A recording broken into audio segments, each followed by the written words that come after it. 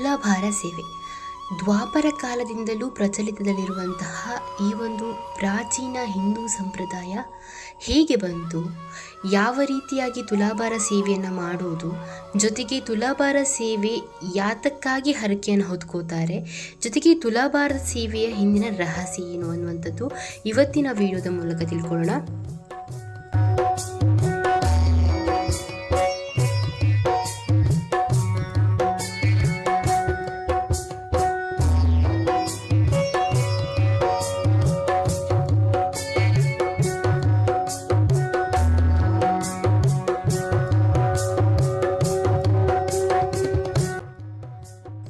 ಮೊದಲಿಗೆ ಈ ತುಲಾಭಾರ ಸೇವೆ ಅನ್ನುವಂಥದ್ದು ಹರಕೆಯ ಆಧಾರದ ಮೇಲಾಗಿರುತ್ತೆ. ಯಾವ ವ್ಯಕ್ತಿ ಹರಕೆಯನ್ನು ಹೊತ್ತುಕೊಂಡಿದ್ದಾನೋ ಆತನ ಇಚ್ಛೆ ನೆರವೇರಿದ ನಂತರ ಆತ ಈ ಹರಕೆಯನ್ನು ನೆರವೇರಿಸುತ್ತಾನೆ. ಈ ಹರಕೆ ಸಾಮಾನ್ಯವಾಗಿ ಧರ್ಮಸ್ಥಳ, ಕುಕ್ಕೆ, ಉಡುಪಿ, ಗುರುದ್ವಾರಂ, ದ್ವಾರಕ ಮುಂತಾದ ದೇವಾಲಯಗಳಲ್ಲಿ ಬ್ರಾಹ್ಮಣರ ಮೂಲಕ ನಡೆಯುತ್ತೆ.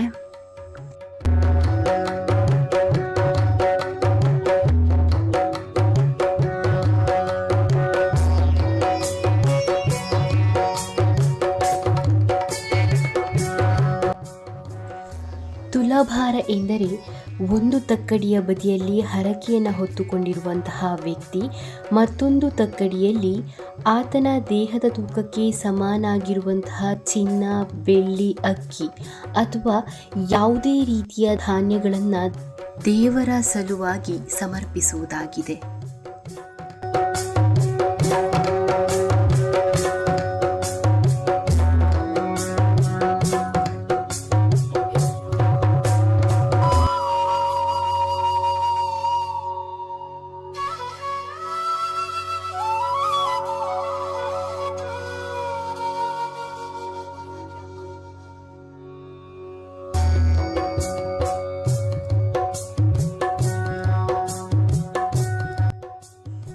ಹಾಗಿದ್ದರೆ ಈ ತುಲಾಭಾರ ಸೇವೆ ಅನ್ನುವಂಥದ್ದು ಹೇಗೆ ಪ್ರಚಲಿತಕ್ಕೆ ಬಂತು ಎಂದು ನೋಡುವುದಾದರೆ, ಮಹಾಭಾರತದಲ್ಲಿ ಮಹಾನ್ ಚಕ್ರವರ್ತಿ ಸಿಬಿ ಎನ್ನುವಂತಹ ರಾಜನಿದ್ದ. ಈ ರಾಜ ನ್ಯಾಯಕ್ಕೆ ಬದ್ಧನಾಗಿರುವಂತಹ ರಾಜನಾಗಿದ್ದ. ಈ ವಿಷಯವನ್ನು ಗಮನಿಸುತ್ತಿದ್ದಂತಹ ಭಗವಾನ್ ಇಂದ್ರ ಮತ್ತು ಅಗ್ನಿ ಮಹಾನ್ ಚಕ್ರವರ್ತಿ ಸಿಬಿಯನ್ನು ಪರೀಕ್ಷಿಸಲಿಕ್ಕೆ ಭೂಲೋಕಕ್ಕೆ ಬರ್ತಾರಂತೆ. ಭೂಮಿಗೆ ಬಂದ ಭಗವಾನ್ ಇಂದ್ರ ಮತ್ತು ಅಗ್ನಿ ಹದ್ದು ಮತ್ತು ಪಾರಿವಾಳದ ರೂಪ ಧರಿಸಿ ಕಾದಾಡಿ ಮಹಾನ್ ಚಕ್ರವರ್ತಿ ಸಿಬಿಯ ಬಳಿ ಬಂದವಂತೆ. ಹೀಗೆ ಬಂದ ಪಾರಿವಾಳವು ತನ್ನನ್ನು ಹದ್ದಿನಿಂದ ಪಾರು ಮಾಡುವಂತೆ ಸಿಬಿಯ ಬಳಿ ಕೇಳಿದಾಗ ನ್ಯಾಯಬದ್ಧವಾಗಿರುವಂತಹ ಸಿಬಿಯು ಯಾವುದೇ ತಕರಾರು ಮಾಡದೆ ಇದಕ್ಕೆ ಒಪ್ಪಿಕೊಂಡು ಹದ್ದಿನ ಬಳಿ ಪಾರಿವಾಳವನ್ನು ಬಿಡಬೇಕೆಂದಾದರೆ ನಿನಗೆ ಏನು ಕೊಡಬೇಕು ಎಂದು ಕೇಳಿದಾಗ ಆ ಹದ್ದು, ನಾನು ಪಾರಿವಾಳವನ್ನು ಬಿಡಬೇಕೆಂದಾದರೆ ನೀನು ನನಗೆ ನನ್ನಷ್ಟೇ ಬಲಿಷ್ಠವಾದ, ನನ್ನಷ್ಟೇ ತೂಕವಿರುವ ಮಾಂಸವನ್ನು ಪ್ರತಿರೂಪವಾಗಿ ತಕ್ಕಡಿಯಲ್ಲಿ ಹಾಕಿ ಕೊಡಬೇಕು ಎಂದು ಕೇಳುತ್ತದೆಯಂತೆ. ಇದಕ್ಕೆ ಒಪ್ಪಿಕೊಂಡ ರಾಜ ಸಿಬಿಯು ಒಂದು ತಕ್ಕಡಿಯಲ್ಲಿ ಹದ್ದನ್ನು ಇಟ್ಟು ಮತ್ತೊಂದು ತಕ್ಕಡಿಯಲ್ಲಿ ಹದ್ದಿನ ಗಾತ್ರದ ಅದರಷ್ಟೇ ತೂಕದ ಮಾಂಸವನ್ನು ಇಟ್ಟಾಗ ಆ ತಕ್ಕಡಿಯು ತೂಗದಿದ್ದಾಗ ಮತ್ತಷ್ಟು ಮಾಂಸವನ್ನು ಇಟ್ಟನು. ಆಗಲೂ ಕೂಡ ಆ ತಕ್ಕಡಿ ತೂಗದಿದ್ದಾಗ ಆತನೇ ತಕ್ಕಡಿಯ ಮೇಲೆ ನಿಂತು ಆ ತಕ್ಕಡಿಯನ್ನು ಸಮದೂಗಿಸಿದನು. ಇದನ್ನು ಕಂಡು ಭಗವಾನ್ ಇಂದ್ರ ಮತ್ತು ಅಗ್ನಿ ಆತನ ಭಕ್ತಿಗೆ ಒಲಿದು ಆತನಿಗೆ ಆಶೀರ್ವಾದ ಮಾಡಿದರಂತೆ. ಹೀಗೆ ತುಲಾಭಾರ ಸೇವೆ ಬಂತು ಎನ್ನುವುದು ಉಲ್ಲೇಖವಾಗಿದೆ.